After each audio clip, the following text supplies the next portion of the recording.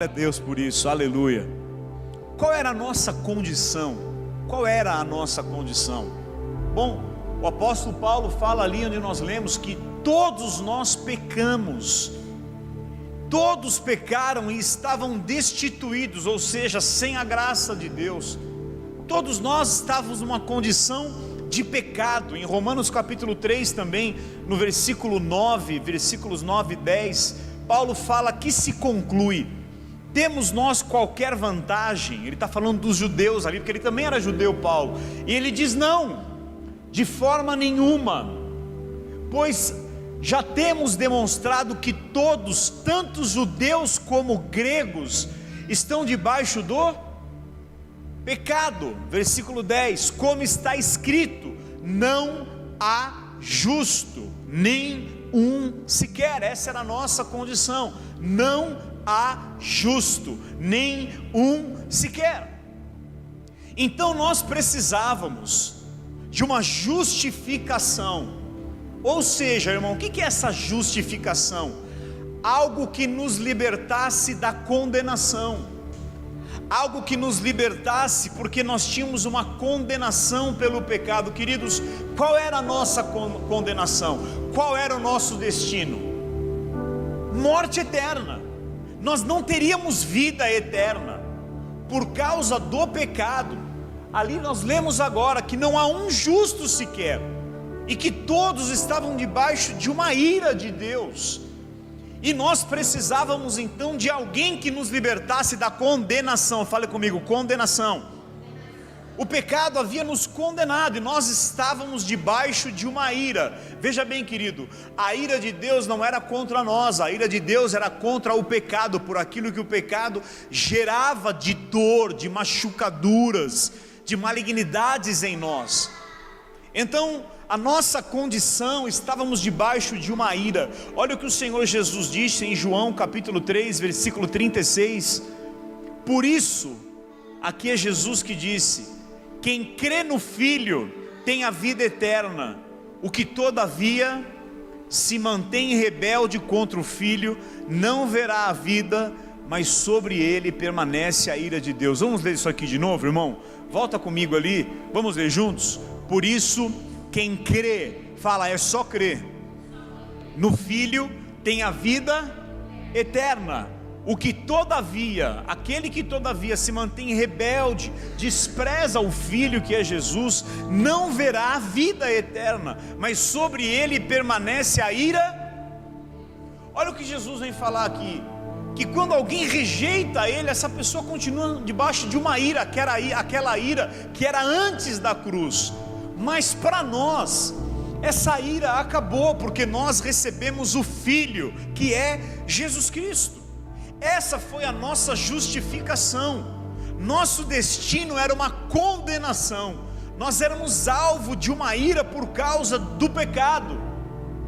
Nós não poderíamos com os nossos esforços nos justificar. Querido, nenhum de nós poderia, com o máximo dos nossos esforços, alcançar essa justificação. Imagina que a tua justificação, que é ser liberto da condenação e da ira, da condenação que o pecado traria, imagine que essa justificação era assim, ó: dá um salto e alcance a lua, e chegando lá você é justificado. Se você saltar bem alto e alcançar a lua, chegando lá na lua, daqui da terra, agora onde você está, aqui em Alphaville, saltando, se você pisar na lua, você vai ser justificado. Alguém aqui conseguiria fazer isso? Jamais. Eu posso até pular mais alto que você, mas talvez é coisa de 30 centímetros, no máximo 1 metro, mas jamais nós alcançaríamos essa justificação. John Wesley, em um dos seus sermões, ele disse assim: precisamos deixar de depender de nós mesmos, antes de podermos realmente depender de Cristo. Falando sobre justificação, e nós já sabemos isso, que não é sobre os nossos esforços, mas John Wesley, ele vem nesse sermão que se chama Justiça Divina, e ele diz: antes de depender de nós mesmos, precisamos deixar de depender de nós mesmos, antes de podermos realmente depender de Cristo. Irmão, para depender de Cristo, em primeiro lugar, eu preciso parar de colocar a confiança em mim mesmo. Amém? Para depender de Cristo, primeiro eu preciso deixar de depender de mim. Olha o que ele fala: precisamos abandonar toda a confiança nas coisas que fazemos. Precisamos abandonar toda a confiança nas coisas que fazemos, para poder confiar totalmente naquilo que Ele fez e que Ele está fazendo na nossa vida. Quem está comigo aqui? Precisamos abandonar toda, essa é uma palavra de John Wesley, toda a confiança nas coisas que nós fazemos, para poder confiar totalmente no que Jesus fez e continua a fazer por nós. Olha aqui para mim, irmão, olha aqui para mim um instantinho. O apóstolo Paulo, na sua carta aos Coríntios, ele mostra como que Deus interferiu no nosso passado manchado pelo pecado e nos deu justificação. Fale assim comigo: Deus interferiu no meu passado manchado pelo pecado e me deu justificação. Querido, Deus interferiu no nosso passado manchado pelo pecado e nos deu justificação. Eu vou ler para vocês agora um versículo que a maioria dos pregadores usam hoje para dizer que homossexuais vão para o inferno, que não sei o que vai para o inferno, que tudo vai para o inferno, que não sei o que não tem salvação. E eu vou mostrar para você que isso não é uma verdade agora. Isso não é uma verdade. Nós vamos ler juntos agora em 2 Coríntios capítulo 6 versículo 9. Em 2 Coríntios capítulo 6 versículo 9. Não é isso não. E está certinho o versículo que você colocou. Deixa eu ver se eu errei. Alguém traga uma Bíblia para mim aqui, irmão. Vê se é 1 Coríntios. Não, deve ser 2 mesmo. Capítulo 6. Qual que eu passei aí, mano? 1 Coríntios 6. Muito obrigado, irmão.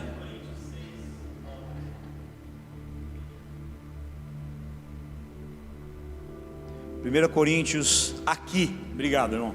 Obrigado, Estevão. Pelo menos alguém abençoado que conhece a Bíblia aqui, irmãos. Aleluia.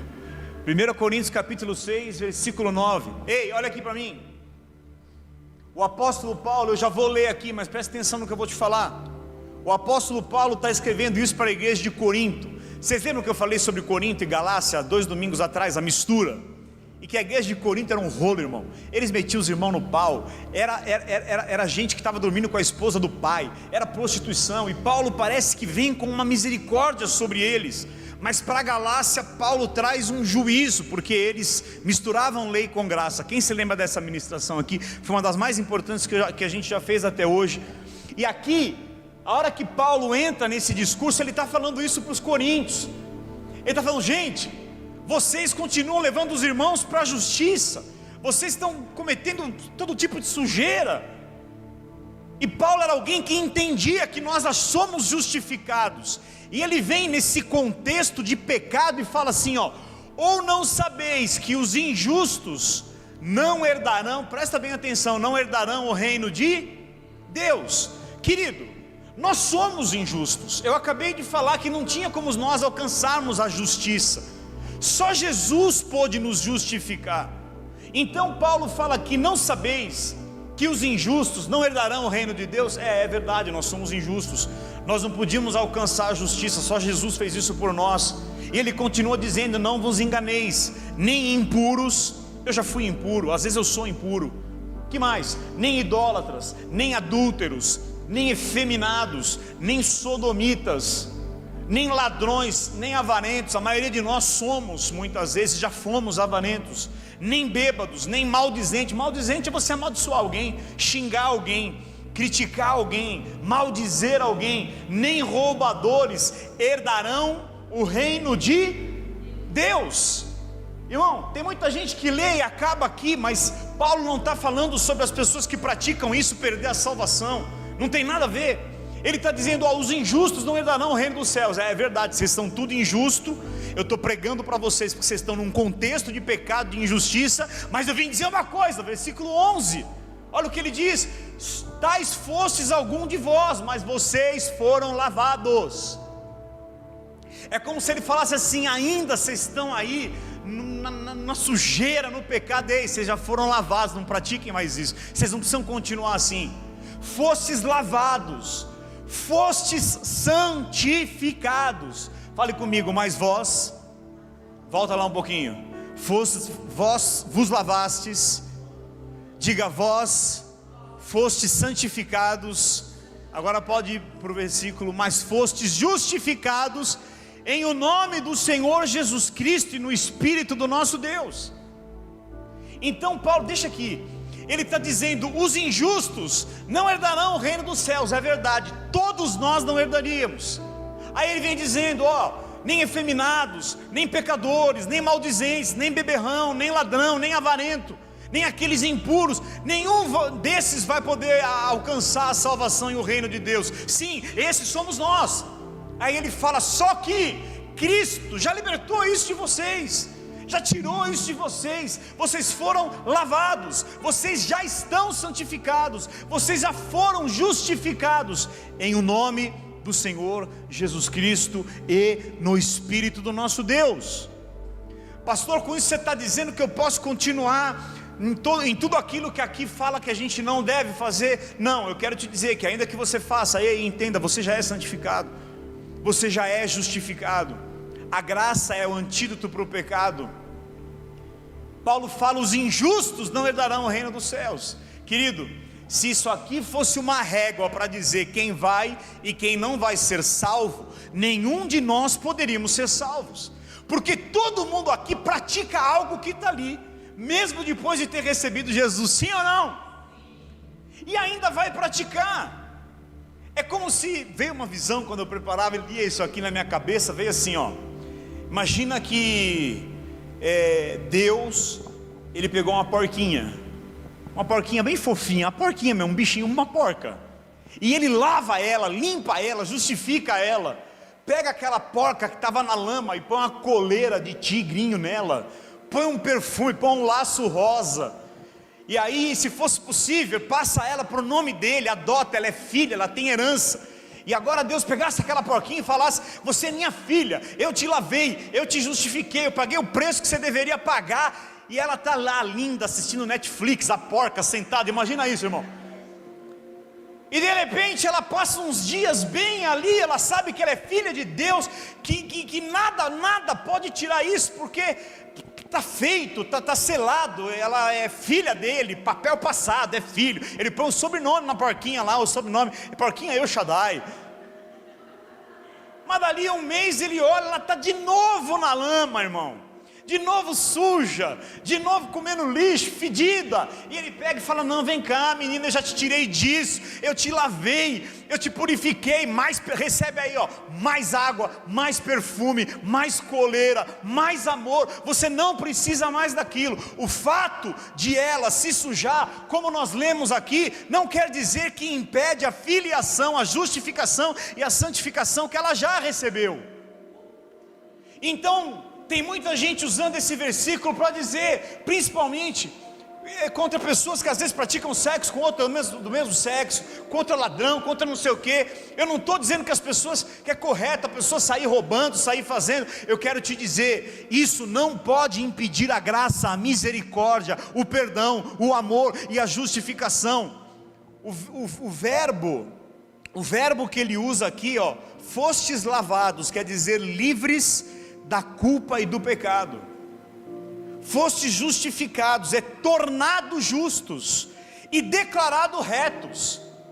Irmãos, olha aqui para o bispo Leandro. Paulo pegou essa galera que estava praticando isso.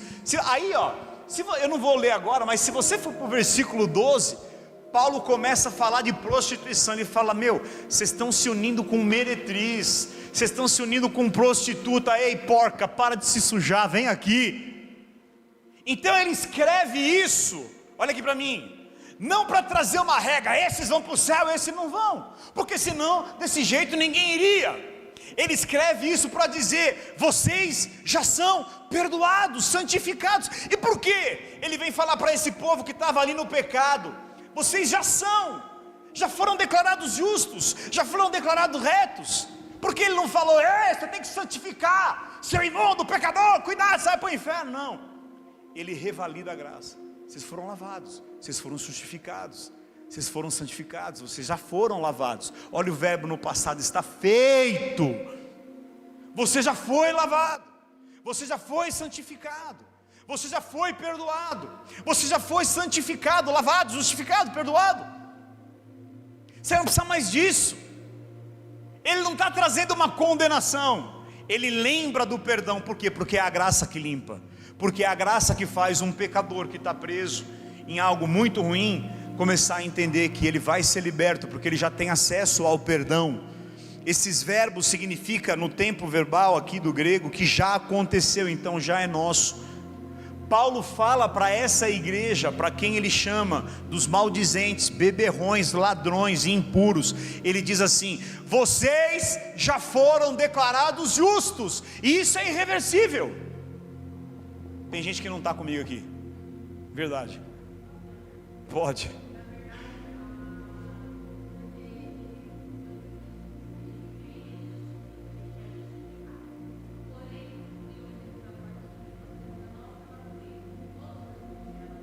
Sim.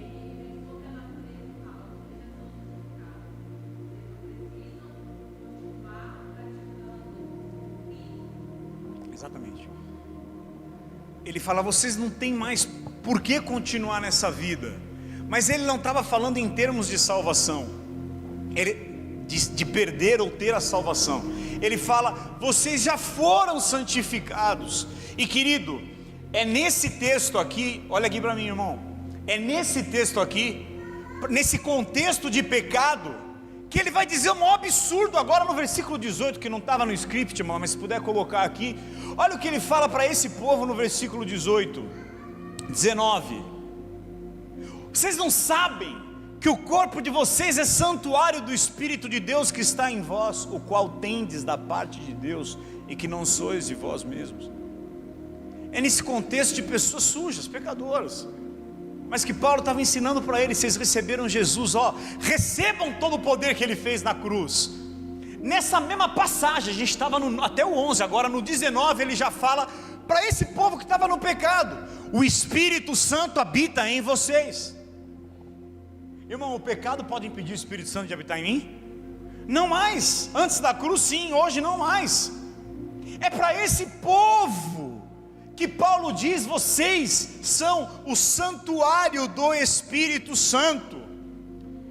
Então, fale assim comigo: a obra de Cristo na cruz gerou uma troca. De novo, a obra de Cristo na cruz gerou uma troca. Irmão, abra teu coração para receber o entendimento dessa palavra, sem estar armado, mas se desarme para ouvir. Hebreus 4,15, olha o que diz a palavra de Deus: porque não temos um sumo sacerdote que não possa se compadecer das nossas fraquezas, que é Jesus. Antes foi ele tentado em todas as coisas, a nossa semelhança, mas sem... Vocês estão comigo não? Sim? Mas sem o quê? Pecado. Olha assim: Jesus não pecou. Então houve uma troca. Ele recebeu todo o nosso pecado, ele recebeu todo o nosso erro, ele recebeu toda a nossa condenação, e ele nos deu toda a sua justificação, toda a sua santidade e toda a sua pureza. Você entende que houve uma troca? Fale: justificação é uma troca. Amém? O que ele recebeu, irmão? Fala aí. Fala para o seu irmão o que ele recebeu, que era nosso, e que ele recebeu: o pecado, a condenação, o juízo, doenças. E o que era dele que nós recebemos? Toda justificação, toda santidade, todo perdão. Então ele recebe a minha e a tua condenação, e ele se faz pecado. 2 Coríntios 5:21 vai dizer assim, vamos ler aqui: aquele que não conheceu o pecado, ele o fez pecado por nós. Então aqui vai dizer que Jesus não conheceu o pecado. Não é que ele não conheceu porque ele não sabia o que era, é que ele nunca praticou. Aquele que não conheceu o pecado, o Pai fez ele pecado por nós, para que nele fôssemos feitos, fale comigo, justiça de Deus. Você entende isso? Então aquele que não conheceu, o Pai fez ele pecado, para que nós, por ele, fôssemos feitos justiça de Deus. Então eu quero te falar algumas coisas importantes nessa manhã. A primeira, a justificação é o ato pelo qual todo estado de pecado e culpa do homem é removido, tornando-o justo. A justificação é o estado onde todo o pecado e culpa do homem é removido e o torna justo perante Deus. Agora vem o detalhe: é como se você não tivesse nunca, desde que você nasceu até morrido, cometido pecado nenhum. Isso é justificação. É quando essa cruz, quando esse sangue, quando essa justificação, ela vem em nós. Isso é tão forte e poderoso, que perante Deus, é como se nós não tivéssemos cometido pecado algum. Novamente eu recorro a John Wesley. Ele fala assim: Deus, através dos méritos de Cristo, aceita todo aquele que crê, como se aquele mesmo que era pecador tivesse preenchido toda a justiça diante de Deus. Vou ler de novo. John Wesley declarou: através dos méritos de quem? De Cristo, Deus aceita todo aquele que crê em Cristo, como se essa mesma pessoa pecadora, ela mesma tivesse preenchido todas as exigências de Deus para ser justa. Deus aceita o pecador. Não é só algo que, presta atenção nisso, quando Jesus morreu, não só ele preencheu a justiça, você preencheu nele. É como se nós mesmos tivéssemos feito isso. Justificação é o oposto da condenação. Fala isso 2 vezes. Justificação é o oposto da condenação. E o que essa justificação faz? Ela nos coloca diante de Deus totalmente em paz, sem nenhuma culpa a mais, e num ambiente seguro nos nossos interiores. A justificação, ela nos introduz numa paz completa, numa total ausência de culpa, porque é como se você mesmo tivesse preenchido todos os requisitos de Deus para ser salvo e justificado. Você faz isso apenas quando você crê, e unicamente quando você crê, e quando você tem fé em Jesus e na sua graça. Por enquanto eu estou na introdução, de verdade, irmão, de verdade. Agora vamos começar agora, Romanos 8:33, então, falando sobre isso. Quem então intentará acusação contra os eleitos de Deus? É Deus quem os justifica, não é você. Foi Jesus, foi o Pai. Quem intentará acusação contra os eleitos de Deus? É Deus quem os justifica. 34. Quem os condenará? Quem? É Cristo Jesus quem morreu, ou antes quem ressuscitou, o qual está à direita de Deus e também intercede por nós. Só que agora eu quero te falar algo importante. É muito bom a gente entender isso. Agora em 2 Coríntios 6, versículo 1, Paulo traz um alerta. 2 Coríntios capítulo 6, versículo 1. E nós, na qualidade de cooperadores com Cristo, Paulo está falando, nós cooperamos com Cristo. Quem está falando isso é o apóstolo Paulo. E nós, na qualidade de cooperadores com Cristo, também vos exortamos para que você não receba em vão a graça. Sabe o que ele está falando? Não fique usando da graça para ir fazer coisa errada. Não use a graça em vão. Ao mesmo tempo que para os coríntios ele fala, vocês são santuário, os injustos não herdarão, e vocês eram assim, mas agora pela cruz são justos. Só que é o seguinte: não usem em vão a graça de Deus. A palavra vão é tornar vazio. Direto eu ouço assim: irmão, puxa, você é uma bênção, você tem uma unção, você tem um chamado, vem nos ajudar na Lion. Estou na graça, não preciso fazer nada. A gente ouve isso direto, sim ou não, Luciano? A gente ouve isso direto de vocês. Não preciso fazer nada, eu estou na graça. Cuidado, para você não receber em vão, não tornar vazio e sem efeito a graça de Deus. Assim como eu ouvi de uma pessoa esses dias: imagina, eu não preciso nunca mais dar dinheiro na igreja, sustentar, agora eu estou na graça, não fazer mais nada. É verdade, isso que ela falou é verdade, mas o sentimento dela é podre, totalmente ruim. O conceito é verdadeiro, mas a motivação é errada.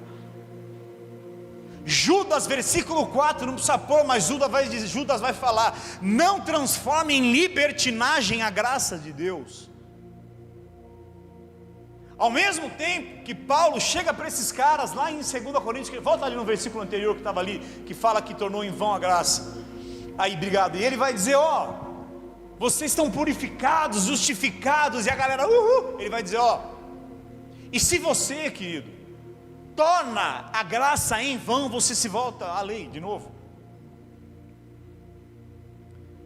Como é que nós recebemos essa justificação?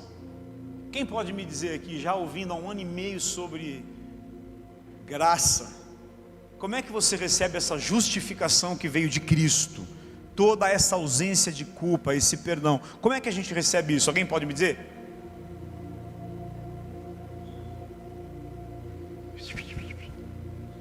É uma única palavra. Como é que a gente recebe? Ele fez tudo isso, imagina ele fez tudo isso, e você agora, sem saber disso, como é que você acessa isso que Jesus te deu? Como? Oi? Fala de novo isso. Fala o que você falou em segundo lugar. Pela fé, pela fé, pela fé, pela fé. Fale comigo, é crendo. Diga de novo, crendo. Atos 13, versículo 39. E por meio dele, todo o que crê é justificado. É pela fé, é o que o irmão falou. É crendo, é pela fé. Então eu não preciso fazer nada, eu preciso só acreditar. É mais ou menos isso, mas é isso. É mais ou menos isso, é quase isso, mas é isso. E por meio dele, todo o que crê é justificado de todas as coisas das quais vós não pudesses ser justificados pela lei de Moisés. Então fale comigo, é crer. Fale comigo, todo aquele que crê. Amém, irmão? Então é pela fé. Diga, pela fé. Pela fé, pela fé. De novo, pela fé, é pela fé, pela fé, pela fé. Efésios 2, versículo 8. Porque pela graça sois salvos mediante a fé, e isso não vem de vós, é dom de Deus. De novo, pela graça sois salvos mediante a. Ele fala assim, ó, você é salvo de graça, sem você fazer nada, e essa salvação você acessa pela. Só que tem uma coisa, essa fé também não veio de vocês, não veio de vós. Fé não é você que tem, é dom de Deus. 9, para que ninguém não de obras, para que ninguém se glorie. Eu quero falar um pouco sobre fé. Graça e fé estão totalmente relacionadas. Graça e fé estão intimamente ligadas. Aleluia, fale assim comigo, graça e fé. Fé e graça. Irmão, não existe como você receber a graça se não for por intermédio da fé. Você vai ver agora que fé e graça está totalmente interligado. A fé é a porta de entrada para a graça de Deus. Porque como é que eu posso acessar essa graça? Então Paulo falou, é pela fé. Então eu tenho que ter fé. Não é de você, é dom de Deus. Ele vai por essa fé, você acessa a graça, e isso te dá salvação e vida eterna. Vamos ler Romanos capítulo 5, versículo 2. Por intermédio de quem obtivemos igualmente acesso pela fé a esta graça. Há um segredo aqui muito grande, irmão. Por intermédio de quem, está falando de Jesus aqui, obtivemos igualmente acesso pela fé a essa. Então veja, não é só fé que me salva e me coloca na graça, é fé na graça. Não é uma fé qualquer. Olha o que ele diz: acesso pela fé ao quê? Poderia ser acesso ao medo, poderia ser acesso a uma idolatria, mas ele vai falar, igualmente acesso pela fé a essa graça. Fale assim comigo: a fé que dá acesso à graça. Olha que coisa incrível, irmão. A fé sozinha não justifica ninguém.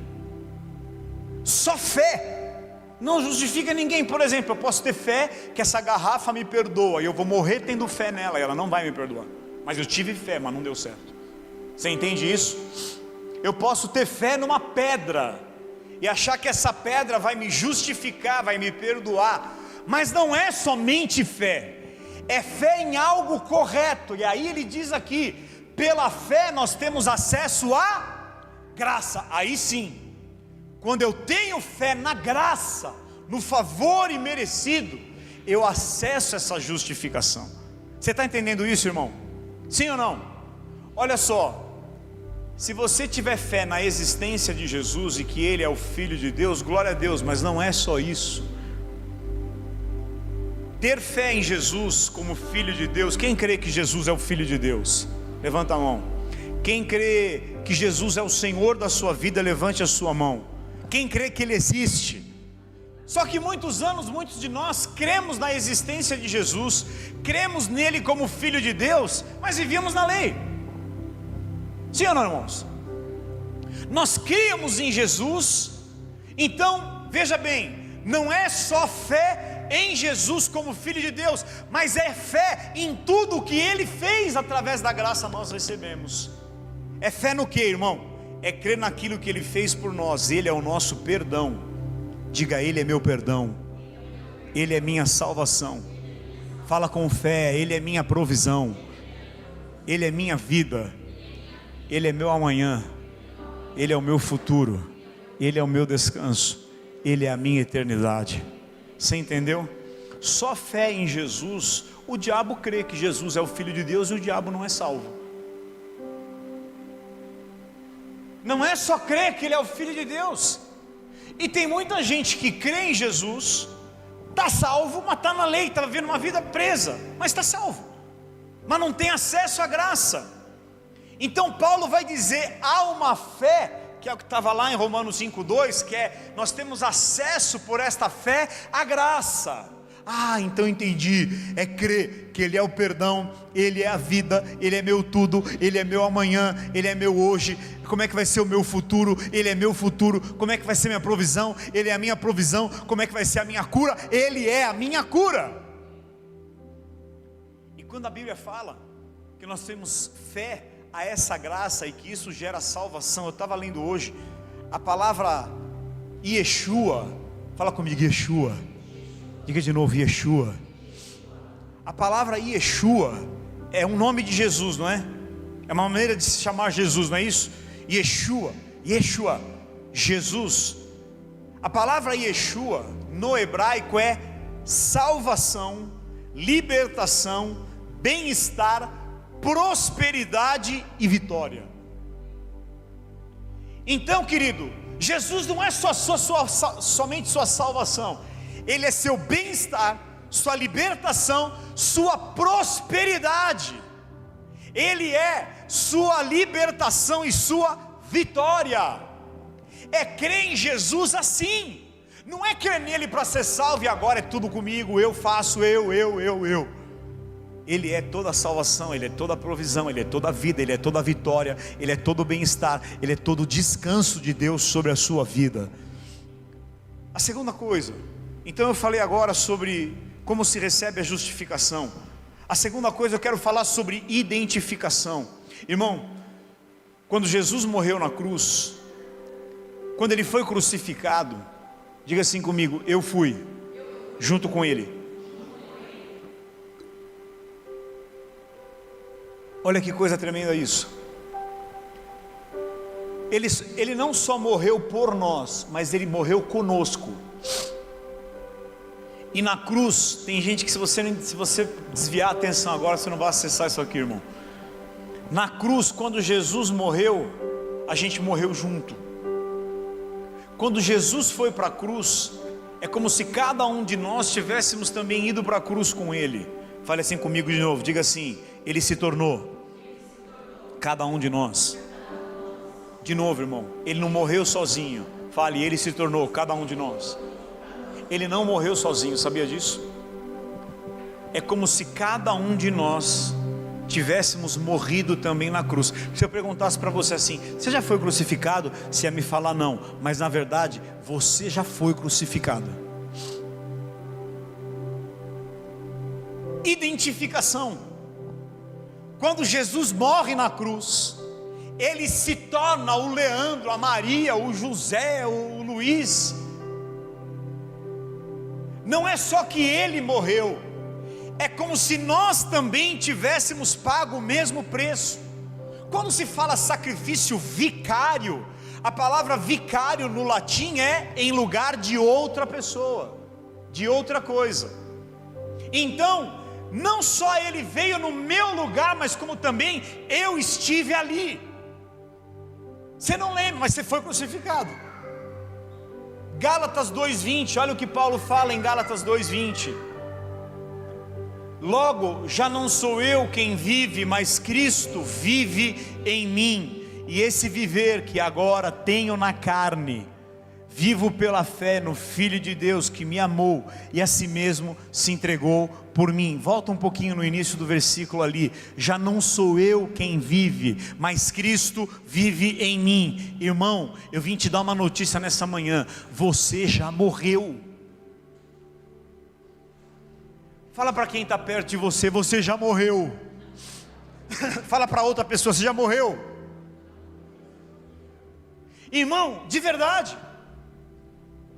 2 Coríntios 5,14, olha o que diz aqui o apóstolo Paulo novamente aos Coríntios: pois o amor de Cristo nos constrange, julgando nós isso, um morreu por todos, logo todos,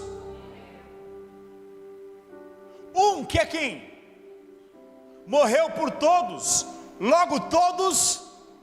Quando Adão pecou, todos nós também pecamos. Por isso que o homem, a criança já nasce com o pecado original. Mas quando Jesus morreu, Paulo vai dizer aqui que nós já morremos junto. Nós morremos com Ele.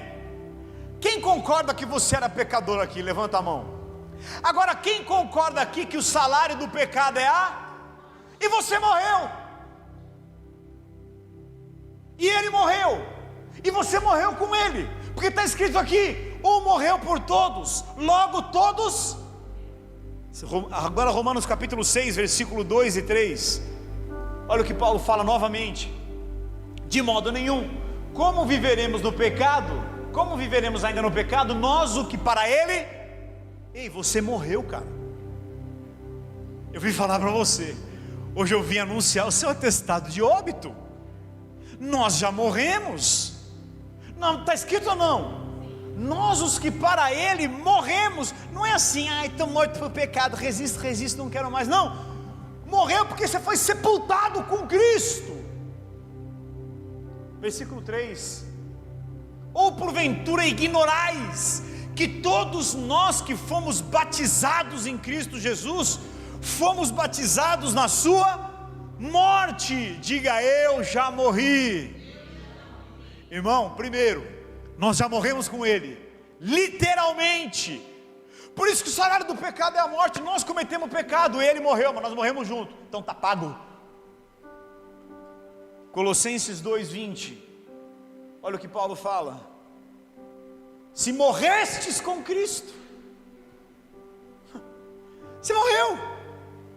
Se morrestes com Cristo para os rudimentos do mundo, como se vivesses no mundo, vos sujeitais ainda a ordenanças e tal. Veja bem o que Paulo fala nessa primeira parte do versículo: morrestes com Cristo. Então primeiro, faça assim com um dedão e diga: eu morri. Diga assim: morremos com Ele. Faz assim e diga: fui circuncidado com Ele. Irmão, você lembra o que era a circuncisão? Era o corte na carne. Quando o corpo de Jesus foi cortado, o nosso também foi. Colossenses capítulo 2, versículo 11. Colossenses 2:11, nele também fostes circuncidados. Então nele morremos, nele fomos circuncidados. Quando ele foi cortado, não era mais o prepúcio, era o corpo inteiro, você foi cortado junto, porque está escrito, nele também fomos circuncidados, não por intermédio de mão, porque era a mão da mamãe e do papai que ia lá no pipi do menino, cortava a pelezinha e era a circuncisão, era a marca do judeu. Até hoje tem judeus que se circuncidam. E ele fala, não é mais por intermédio de mãos, mas no despojamento da carne, que é a circuncisão de Cristo. Ele inteiro foi cortado, e nós fomos juntos. Agora, irmão, isso é louco. Diga, isso é louco. O que é essa circuncisão? Romanos 4:11. Aqui fala que Abraão recebeu o sinal da circuncisão. Abraão teve lá o pipi dele lá cortado. Mas o que era a circuncisão? Recebeu o sinal da circuncisão como selo da justiça da fé. Irmão, a circuncisão é o selo da justiça da fé. Você quer saber se você tem fé? Você tem fé, não porque você pode, mas porque você foi circuncidado com Cristo, porque está escrito que quando ele foi cortado, você foi junto. E o que é essa circuncisão? Você tem um selo, eu tenho fé, não porque eu posso, mas porque eu fui circuncidado, como selo da justiça da fé, que teve quando ainda incircunciso. Tem mais ou acaba aqui? Tem mais. Para vir a ser o pai de todos que creem, embora não circuncidados, a fim de que lhe fosse imputada a justiça. É meio complexo, mas eu quero que você entenda assim: morri com ele. Já morreu, irmão. Nós já morremos com ele. Nós já fomos. Dá um grito, faça assim com o dedinho e diga: fui circuncidado com ele. Terceiro, quem morre precisa ser o quê? Sepultado. Você já foi sepultado também. Colossenses 3:1. Portanto, se fostes ressuscitados juntamente com Cristo, buscai as coisas do alto, onde Cristo vive assentado à direita de Deus. Agora capítulo 2, versículo 12. Tendo sido sepultados juntamente com ele no batismo. Você foi sepultado. Você não sabia, né? Nem eu. Mas você já morreu. Você já foi circuncidado. Não está escrito aqui? Tendo sido sepultados juntamente com ele no batismo, no qual igualmente fostes. Então você também já ressuscitou. Fostes ressuscitados mediante a fé no poder de Deus que ressuscitou Jesus dentre os mortos. Nós morremos com ele, nós somos circuncidados nele, nós fomos sepultados nele. Ei, e você ressuscitou com ele. Olha o que diz de novo, vamos voltar lá, Colossenses 3:1, agora sim, 3:1. Portanto, se fosses ressuscitados juntamente com Cristo, querido, quando ele morreu, eu morri junto. Quando ele foi rasgado, eu fui junto. Quando ele foi sepultado, eu fui junto. Mas quando ele ressuscitou, eu ressuscitei junto. Ressuscitados juntamente com Cristo. Agora no capítulo 6 de Romanos, versículo 5. Porque se fomos unidos com Jesus na morte, seremos também na semelhança da ressurreição. Deixa aqui isso aqui. Fomos unidos com ele. Aleluia. Aleluia. Fomos unidos com ele na semelhança da sua morte. Então olha aqui, seremos também unidos com ele na semelhança da sua. Depois do terceiro dia nós somos unidos com ele na sua morte, e em semelhança seremos unidos também na sua. Olha o que é essa palavra unidos: da mesma origem, nascido, implantado pelo nascimento, pela natureza, gerar, dar à luz, ser nascido. Então, quando ele morre, a gente morre junto. Mas querido, quando ele ressuscita, nós também estamos unidos nessa ressurreição. Querido, eu vou te falar uma coisa: nenhum amado teu que partiu para Deus partiu para lugar nenhum. Ele só está no lugar que eu e você vamos estar, porque quem foi unido com Cristo na semelhança da morte, também será unido com Ele na semelhança da ressurreição. Quando Cristo ressuscitou, nós também passamos a viver eternamente, porque está escrito que nós ressuscitamos com Ele. Mas não é só isso, depois de ressuscitar Ele e nós subimos junto. Nós, diga, eu subi junto. Efésios 2:6. E juntamente com Ele nos ressuscitou e nos fez assentar nos lugares celestiais em Cristo Jesus. Quando Jesus foi elevado ao céu e se sentou à direita de Deus, isso há 2000 e poucos anos atrás, nós também sentamos ali com Ele. Está escrito. E juntamente com Ele nos ressuscitou e nos fez assentar nos lugares celestiais em Cristo. Com Ele morremos, fomos circuncidados junto com Ele, fomos sepultados junto com Ele, ressuscitamos junto com Ele e subimos junto com Ele. Já subimos, Ele nos fez. Você já está, meu amado, aleluia, nos fez assentar nos lugares celestiais em Cristo Jesus. E sexto, nós já estamos com Ele, não só assentado nos lugares altos. Ele subiu, nós subimos junto. Ele sentou, nós sentamos junto. Ele está acima de demônios, nós estamos junto. Em Efésios 1:20, fale assim comigo: eu estou acima de todo principado e poder. Fala da enfermidade, da morte, da ausência de recursos, da destruição desse mundo. Diga, eu estou acima. O qual exerceu Ele em Cristo, ressuscitando dentre os mortos, fazendo Jesus sentar à sua direita nos lugares celestiais. Vamos até o 23. Acima de todo demônio, principado, potestade, poder e domínio, e todo nome que se possa referir, não só no presente século, mas também no vindouro. E pôs todas as coisas debaixo dos pés, e para ser o cabeça sobre todas as coisas, o deu a igreja. E a igreja é o que dele? Vai falar no 23 agora. A qual é o seu corpo. Ei, querido, tem cabeça sem corpo? Tem corpo que vive sem cabeça? Não.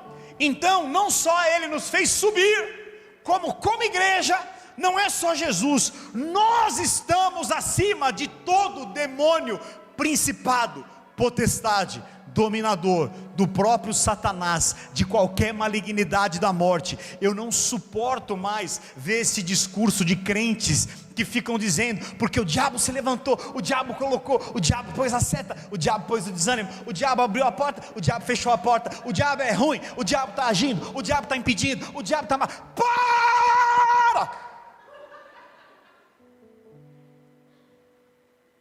Rapaz, por favor, entenda a posição que você tem.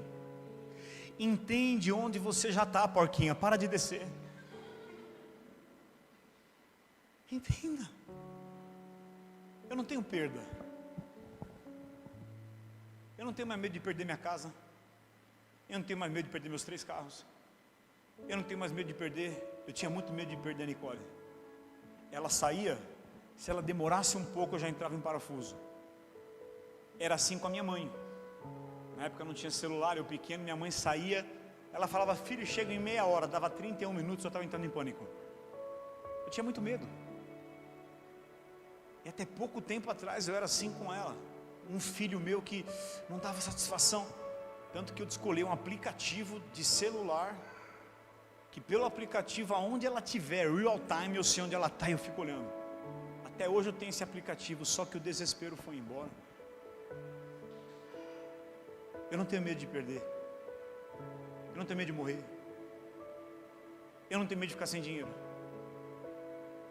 Aliás, segundo o que a pastora Tânia compartilhou de um livro que ela está lendo comigo essa semana, medo é uma fé poderosa que você tem em algo maligno que você está atraindo.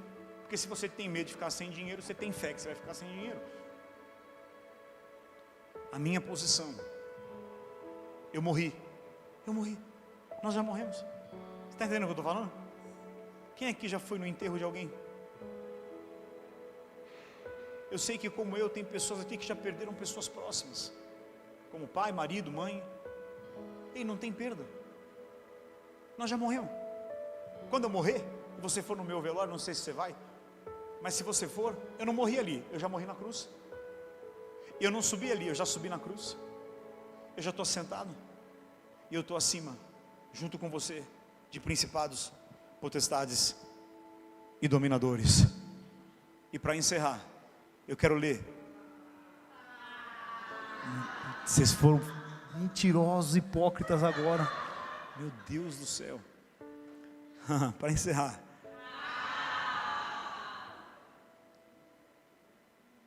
e além de estar acima, já subi, já estou acima de principados, potestades, dominadores. Já tenho e já vivo vida eterna. Não tem nada de novo que Deus... A única coisa de novo que vai acontecer é que quando esse corpo meu aqui for enterrado, isso aqui vai ser comido pelos vermes, eu só vou ser revestido de um novo corpo, como a semelhança de Jesus, diz a Bíblia. A semelhança de Jesus. Mas aqui a gente já falou tanto desse versículo, agora eu vou destrinchar ele para a gente encerrar. 2 Coríntios 5,17. E assim, se alguém está em Cristo, e assim, se alguém está em Cristo, é nova, as coisas antigas já passaram, e eis que se fizeram novas. Deixa esse versículo aqui. E assim, se alguém está em, essa palavra em, quer dizer posição, lugar, e está relacionado ao descanso. Vai lá no grego, você vai ler que essa palavra em, se alguém está em Cristo, é um estado, é uma posição que você foi colocado. E essa palavra em está ligada a descanso. Se alguém está em Cristo, é nova criatura. Essa palavra nova quer dizer com respeito à forma, recentemente feito, de um tipo novo, sem precedente igual, incomum. Se você está em Cristo, você é totalmente novo, sem precedente, não tem igual. Você é nova o quê? É nova o quê? A palavra criatura é criação, substância. Você está em Cristo, você é algo sem precedente, você é uma substância, é algo novo que nunca foi feito igual. As coisas antigas já passaram. Antigas aqui significa o que tem sido desde o começo, o original, o primeiro, o antigo. O que é o que foi desde o começo e já passou? O pecado de Adão. Não tem mais para nós. As coisas antigas, ou seja, o que era desde o começo, o que era original, primeiro, antigo, as coisas antigas já passaram e tudo se fez, ou seja, se tornou novo. Sabe o que é esse novo? Todas as coisas se tornaram novas. Novas aqui é o que foi feito pela primeira vez. Então você se tornou algo totalmente novo em Jesus Cristo. Eu sei que você dá as suas escorregadas, porquinha. Eu sei que de vez em quando a gente vai para a lama, mas nada disso pode impedir, primeiro, a sua posição. Por isso que Deus pegou Abraão, mentiroso, velho safado, foi lá e mentiu para Abimeleque: Sara é minha irmã. E Deus mandou Abraão orar por Abimeleque. E Deus falou: se Abraão não orar, a sua esposa e as suas mulheres não vão ser curadas. Porque o nosso erro não nos impede de ter autoridade, de viver uma vida na presença de Deus. E eu encerro com uma frase de Martinho Lutero. Ele diz assim: o homem pode se orgulhar em Cristo e dizer, o homem pode se orgulhar em Cristo e dizer: meus são o viver de Cristo, o seu agir, o seu falar, o seu sofrer, o seu morrer, são meus, como se eu mesmo tivesse vivido, agido, morrido, falado, sofrido com Ele. Vou repetir. O que eu estou pregando aqui hoje não vem da minha cabeça. Martinho Lutero já disse isso há dezenas de anos atrás. o homem pode se orgulhar em Cristo e dizer: meus são o viver de Cristo, o seu agir, o seu falar, o seu sofrer, o seu morrer, são meus. Lutero disse, como se eu mesmo tivesse vivido, agido, falado, sofrido e morrido com Ele. Receba essa justificação, esse entendimento, esse favor imerecido, essa graça. Por isso que o apóstolo Paulo fala a Timóteo, em 1 Timóteo 6,12, Paulo fala: toma posse, combate o bom combate da fé, toma posse da vida eterna. Querido, tomar posse da vida eterna não quer dizer, se eu não fizer algo não vou ter a vida eterna. Abrace isso que já é teu. Já é teu, você pode recusar, já é teu. Eu te dou um presente, você fala: não quero. Eu falo: já é teu. Mas eu não quero, mas já é teu. Mas eu não quero, mas já te dei. Você pode até me devolver, eu vou jogar lá na porta da sua casa, porque é seu.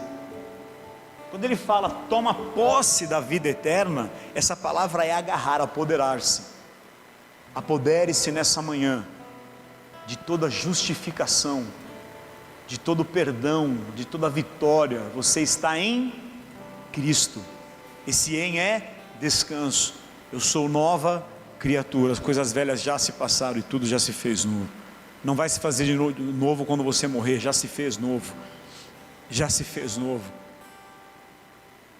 Aleluia, irmãos. Estou crucificado com Cristo, já não vivo eu, Cristo vive em mim. Vamos ficar de pé.